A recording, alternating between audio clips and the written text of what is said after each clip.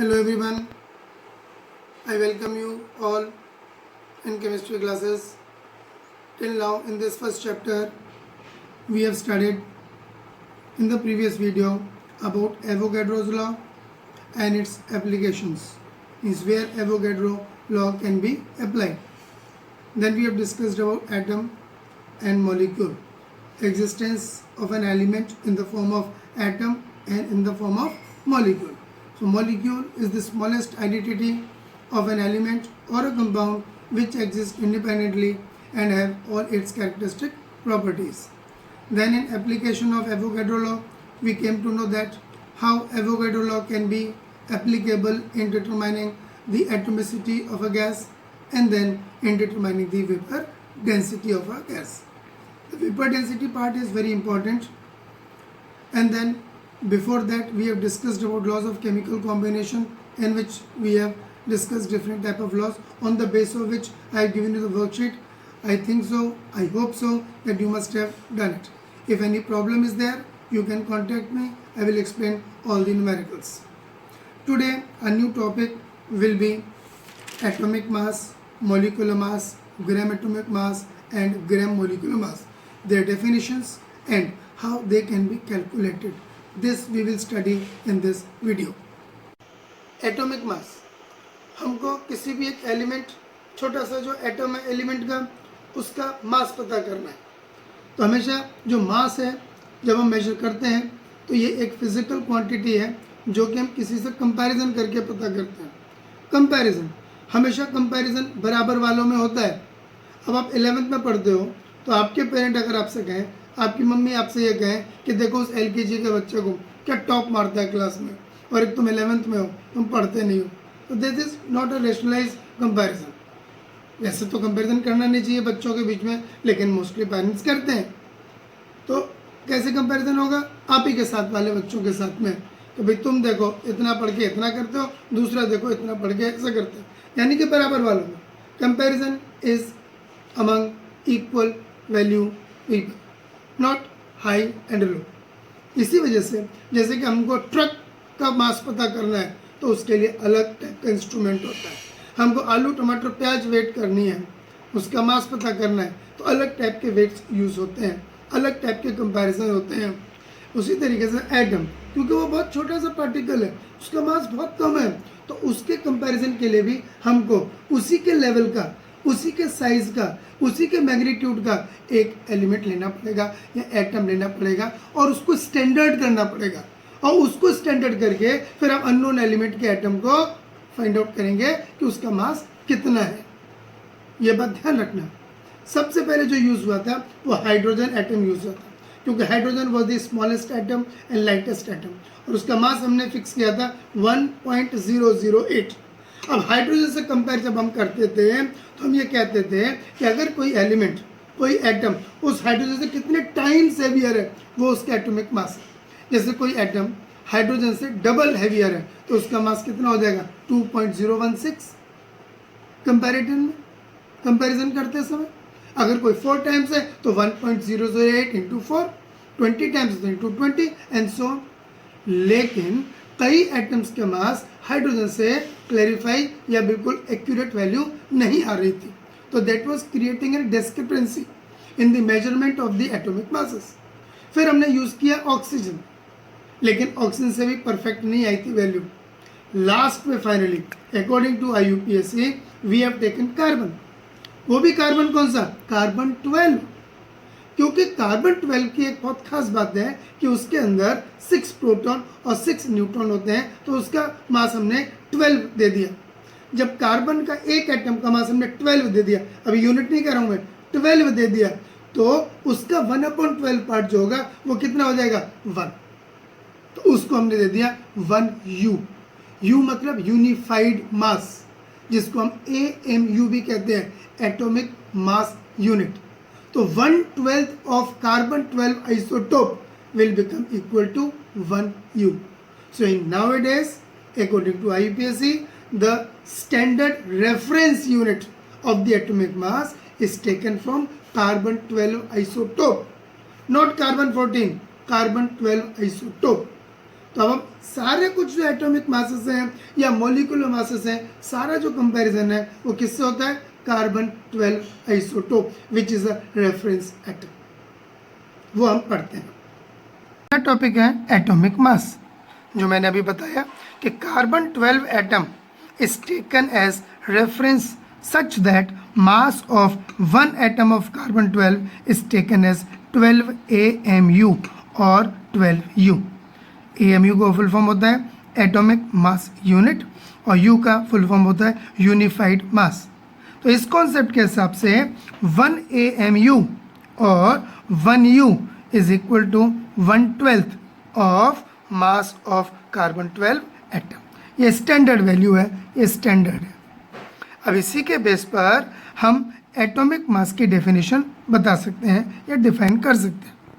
So the definition is atomic mass of an element is defined as the average relative mass of an atom of that element as compared with mass of an atom of carbon 12 taken as 12U।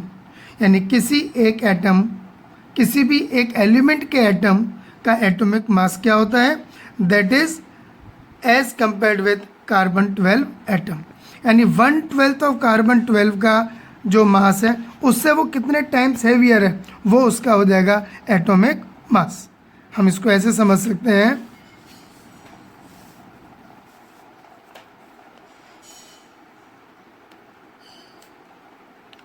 Atomic mass of an element will equal to number of times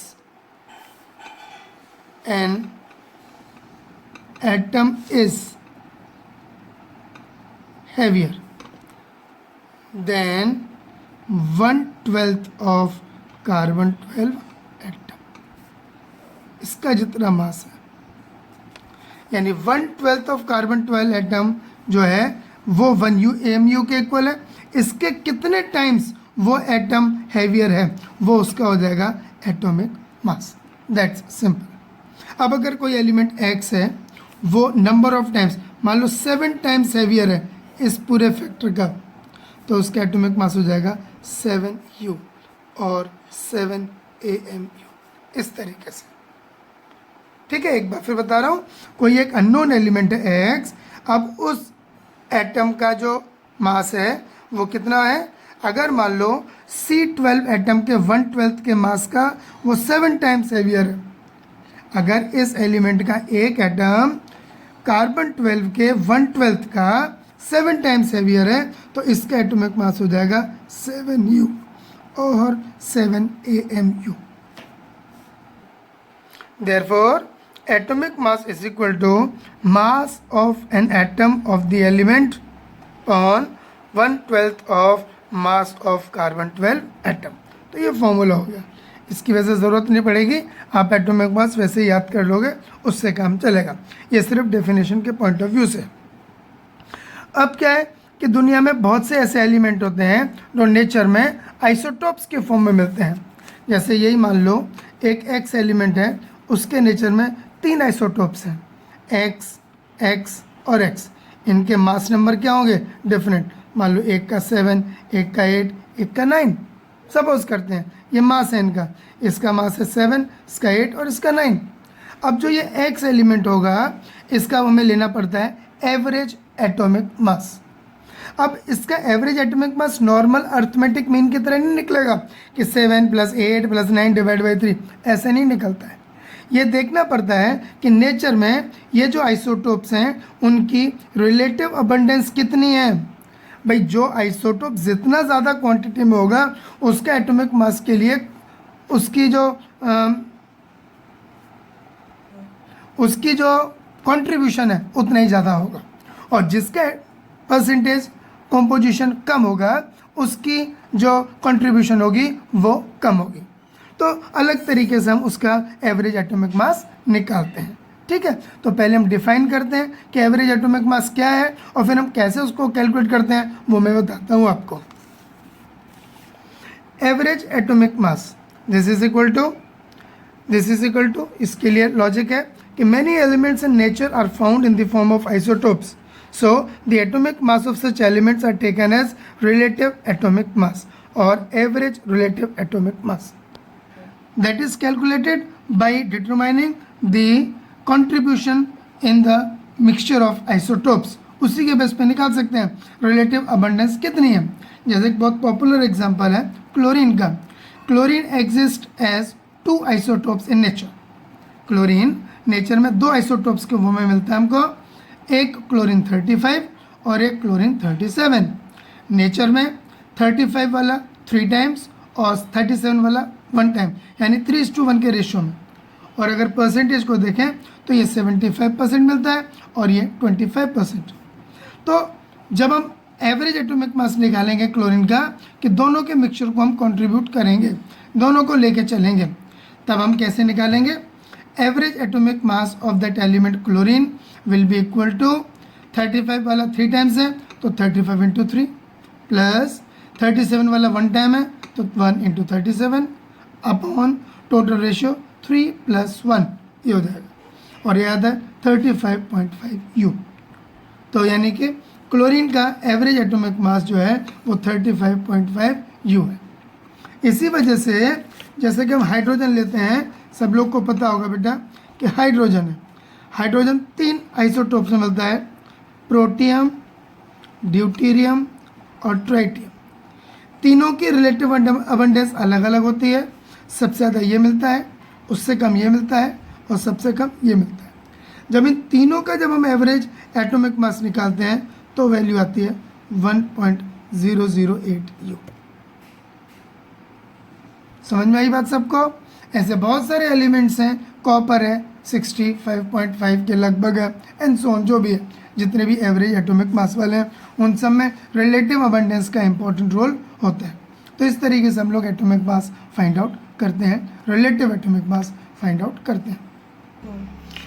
Another method to express the atomic masses of the element, we have a new unit called as gram atomic mass, popularly called as GAM। ICC वाले बच्चों ने पढ़ा होगा 10th के अंदर पहले से ही। ग्राम atomic मास ये एक अलग तरीका है एक्सप्रेस करने का किसी भी एटॉमिक मटेरियल की क्वांटिटी को एक्सप्रेस करने का। ये यूनिट है, ये ध्यान रखना, ये एक यूनिट है, ये ऐसा यूनिट नहीं है, एक यूनिट है ये। अब डेफिनेशन क्या कहती है ये? It is that much quantity of the element whose mass in gram is numerically equal to its atomic mass. जो भी एटॉमिक मास है, वैसे तो एटॉमिक मास की यूनिट यू है, लेकिन कोई भी जो एटॉमिक मास है उस एटॉमिक मास को अगर हम ग्राम में एक्सप्रेस कर दें तो वो हो जाता है उसका ग्राम एटॉमिक मास। ये ध्यान रखना। जैसे कि हाइड्रोजन का एटॉमिक मास है 1, तो 1 gram hydrogen will be equal to 1 gram atom of hydrogen. ये ध्यान रखना। ये देखो मैं लिख के बता रहा हूँ कि 1 ग्राम एटम ऑफ हाइड्रोजन। अब ये ग्राम एटम यूनिट है। 1 gram atom of hydrogen will be equal to how much? 1 gram of hydrogen. ऐसे ही मैं कहूँ 1 gram atom of oxygen is equal to, अब ऑक्सीजन का एटॉमिक मास कितना होता है? 16, ठीक है कि नहीं? तो वो जाएगा 16 ग्राम ऑफ ऑक्सीजन। अगर 16 ग्राम ऑक्सीजन है इसका मतलब है वो 1 ग्राम एटम ऑफ ऑक्सीजन। ऐसे ही दूसरा ले लेते हैं हम लोग, 1 gram atom of magnesium will be equal to that much quantity equal to its atomic mass expressed in gram. तो 1 ग्राम एटम ऑफ मैग्नीशियम मतलब 24 ग्राम ऑफ मैग्नीशियम। ये समझ लीजिए ध्यान से। तो अगर हमें ग्राम एटम निकालना हो तो हमारे पास फॉर्मूला है number of gram atom is equal to mass in gram upon gram atomic mass.